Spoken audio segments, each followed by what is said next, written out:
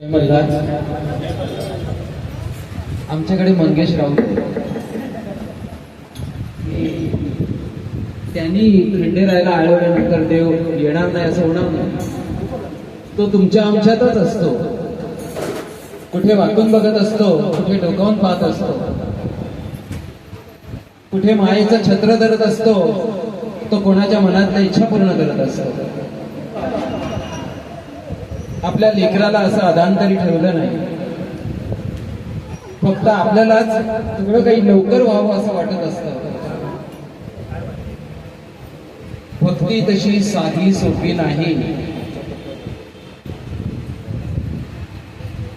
1000 माळा ओढल्यानंतर सुद्धा काही लोकांना मिळत नाही, पण एक माळ ओढली तरी बरंच काही भेटून जातं, सापडून जातं.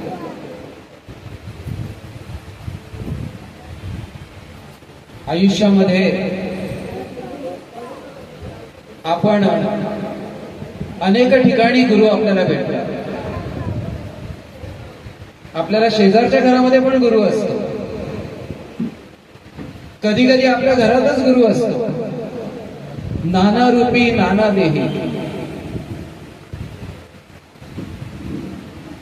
फक्त योग्य शिष्य भेटायला पाहिजे.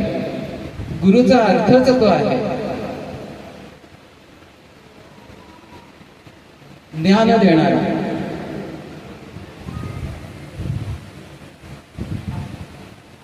पण मग ते संसारिक ज्ञान असतं, आध्यात्मिक ज्ञान असतं, राजकारणातलं ज्ञान असतं, आणि कुणाला आपल्या आपल्या परीने ज्ञान हवं असतं. आणि गुरु म्हणजे कोण?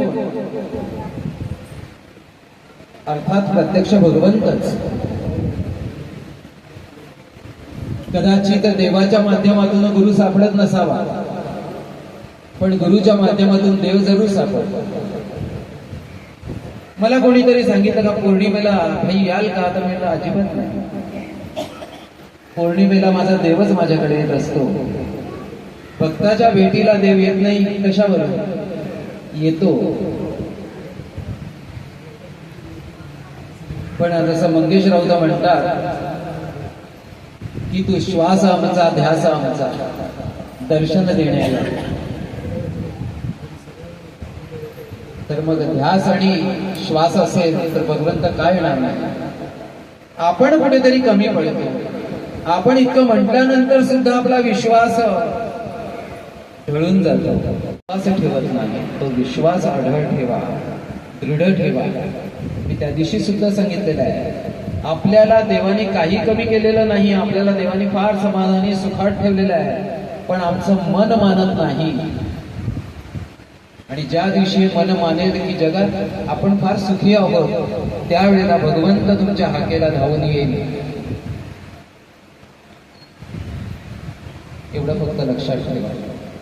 जास्त वेळ न घेता पुन्हा एकदा सगळ्यांना आशीर्वचन देतो की सगळ्यांचे संसार सुखाचे, आनंदाचे, सगळ्यांची शरीर निरोगी ठेवा, असं मी खंडेरायाला नेहमी सांगत असतो. जरी काही झालं, कारण प्राक्तन आहे, भोग आहे, कर्म आहे. आजच सांगितलंय, मीही जाणार आहे, जगात सगळं काही जाणार आहे. जे काही राहील ते तुमचं चांगलं वाईट कर्म, आणि ते कर्म चांगलं राहिलं पाहिजे. नाहीतर मग जन्मजन्मीची पाप येतील रोगरूपी, असं सांगितलेली आहे. तर मग एवढं जर कळत असेल तर आपण चांगलं वागलं पाहिजे, सत्याच्या वाटेवर चाललं पाहिजे.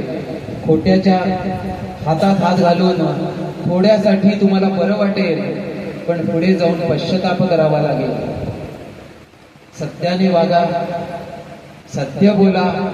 लपवून ठेवण्याची काही गरज नाही. तुम्ही कितीही काही लपवलं तरी ते मागून उघडं पडतं.